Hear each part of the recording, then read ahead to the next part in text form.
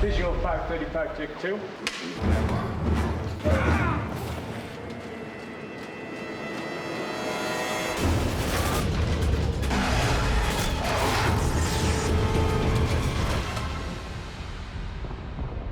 If you shoot a romantic comedy or something like that, pretty much what you shot is what you get, and you know what you have like 4 weeks into post-production. And action. One of the coolest things about this is you won't know what kind of movie you have until maybe 2 weeks before it opens.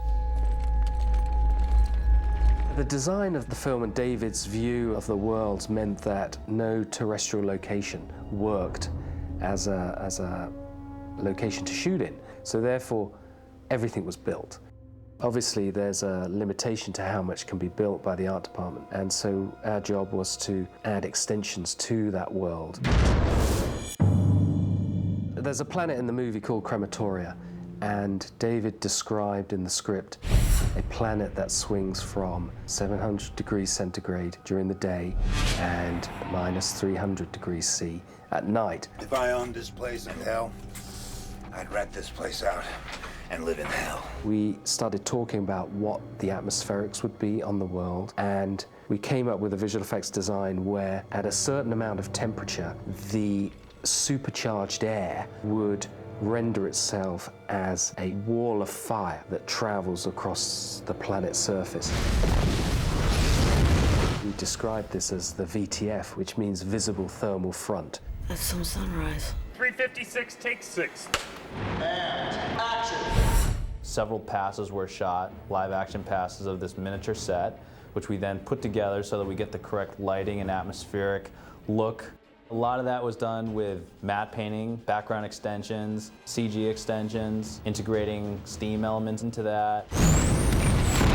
Riddick! Peter Chang was a very enthusiastic leader. He was the one who had the tiger claws, and everything had to be tiger claws coming at us. Everything had to be angrier, and so he kept giving us these great emotions that made our effects characters in the movie. And cut.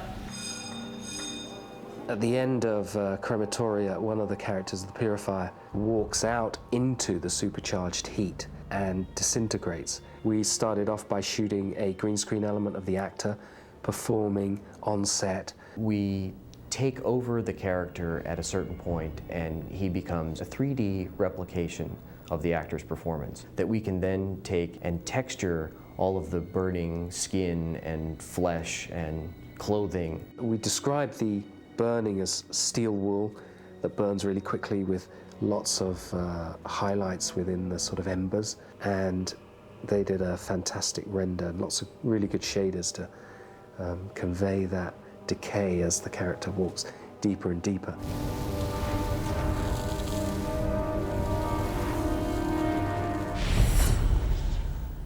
And whose throat is this? Judi Dench plays Arion in Chronicles of Riddick. She is an air elemental. We talked about how the wind would affect her, and we very much worked along the idea that when the wind velocity gets to a certain speed, that would render the particles of her invisible. Watch your step. In one particular scene, David deliberately designed a hatch to open as a spaceship was flying, where there would be huge atmospheric disturbances within the ship, and this would enable us to really play with the particle systems that were worked out for the Arion effect. We knew where she was moving all the time within a scene, and then generated a particle system that was related to velocity. So in other words, whenever we blew a strong wind on her on the set, the computer would be able to read through optical flow the way in which the vectors were moving on the plate, and that would then drive the particle system to render part of the image invisible. I've got a number of favorites within our work. I think some of the work that we've done in the Hellhound is beautiful. Here they come! In the prison, Riddick hides from the Hellhound behind a waterfall, and it was our job to have the CG dog move through the waterfall, finding Vin hiding there. That took a lot of research and development with fluid flow and fluid simulation to actually make the water hit the dog, interact with the dog with all the scales moving, and then to integrate the animal with that, and how to light the hellhound, how to create a totally photoreal hound with 8,000 scales that articulate on it and have it look believable. It's an animal thing. 1,000.